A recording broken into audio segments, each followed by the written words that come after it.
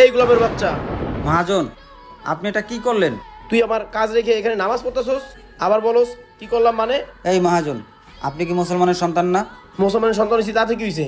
তোর আমি কাজ করাই টাকা দিয়া, তুই আমার কাজ রেখে নামাজ পড়বি কেন? দেখেন মহাজন, আপনি টাকা দিয়ে কাজ করেন ঠিকই, কিন্তু মহান আল্লাহ তাআলা আমাদের মুসলমানদের 5 ওয়াক্ত নামাজ পড়ার আদেশ করেছেন, আর আমরা আল্লাহ তাআলার সেই আদেশ মেনে দিনে 5 ওয়াক্ত নামাজ পড়ি। তুই 5 বার কেন 1000 বার আদেশ মেনে তুই নামাজ পড়, কিন্তু আমার কাজে এসে নামাজ পড়তে পারবি না। দেখেন মহাজন, আল্লাহ তাআলা আমাদেরকে দুনিয়ায় পাঠাইছেন তার ইবাদত করার জন্য। আর মহাজন, এই দুনিয়ার মায়ায় পড়ে আল্লাহ তাআলাকে ভুলে গেলে চলবে না। এই তুই আমাকে একদম জ্ঞান দিতে আসবি না।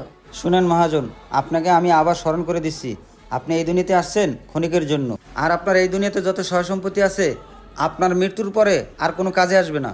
এই তোকে না বলছি কোনো জ্ঞান দিবি না, সামান্য কর্মচারী হয়ে তুই আমাকে জ্ঞান দিস? শোনেন মহাজন, এই দুনিয়াতে যতদিন বেঁচে থাকবো ততদিন আল্লাহ তাআলার ইবাদত করতেই থাকবো, আর আপনার মতো নাস্তিক মহাজনের কাজ আমি আর করব না।